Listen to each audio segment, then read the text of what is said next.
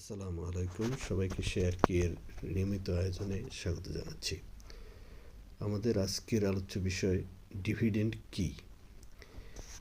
সহজ ভাষায় আমরা যদি বলি, ডিভিডেন্ড হলো শেয়ার ধরে রাখার রিওয়ার্ড। কোম্পানি যে প্রফিট করে সেই প্রফিটের একটা ক্ষুদ্র অংশ যখন শেয়ার হোল্ডারদের মাঝে ডিস্ট্রিবিউট করে, সেটাই হলো ডিভিডেন্ড। কোম্পানিগুলো সাধারণত দুই ধরনের ডিভিডেন্ড তার শেয়ার হোল্ডারদেরকে দিয়ে থাকে। একটা হলো ক্যাশ ডিভিডেন্ড। ক্যাশ ডিভিডেন্ড হলো যেটা ক্যাশ আকারে উনি শেয়ার হোল্ডারদেরকে ডিস্ট্রিবিউট করা হয়, সেটা লিস্টেড কোম্পানিগুলোর ক্ষেত্রে তার ব্যাঙ্ক অ্যাকাউন্টে ক্রেডিট হয়। আর একটা হলো স্টক ডিভিডেন্ড, যেটাকে আমরা বোনাস শেয়ার বলি।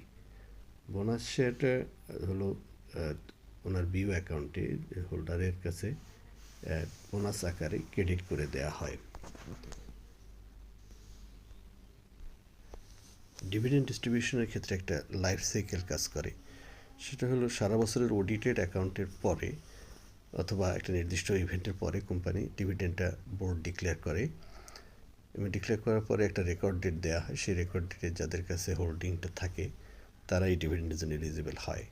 এরপরে এটা এজিএমে গিয়ে শেয়ার হোল্ডারদের ভোটে এটা পাস হয় এবং অন্যান্য রেগুলেটরি অ্যাপ্রুভাল পাওয়ার পরে এটা দেখা গেছে এজিএম থেকে নেক্সট 30 ওয়ার্কিং ডের মধ্যে ডিসবার্সমেন্ট করা হয় এবং শেয়ার হোল্ডারদের বিয়ত অথবা ব্যাঙ্ক অ্যাকাউন্টে এটাকে ক্রেডিট করে দেওয়া হয়।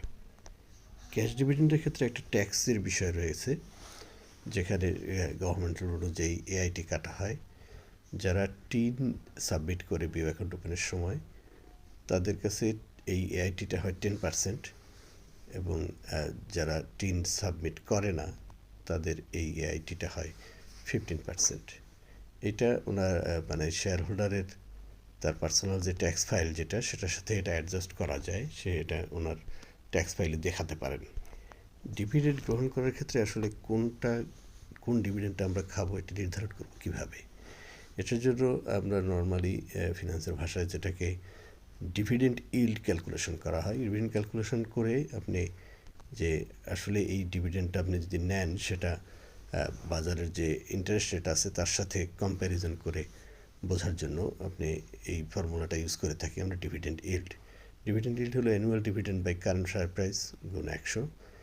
এর মাধ্যমে আপনি কম্প্যারিজন করতে পারবেন যে আসলে ফিক্সড ইনকামের ক্ষেত্রে আমি কতটা পেলাম এবং কোনটা ডিভিডেন্ডের ইল্ড বেশি, সেইটারই ডিভিডেন্ড খাওয়া উচিত। সাধারণত ডিভিডেন্ডের ক্ষেত্রে পরামর্শ হবে কি?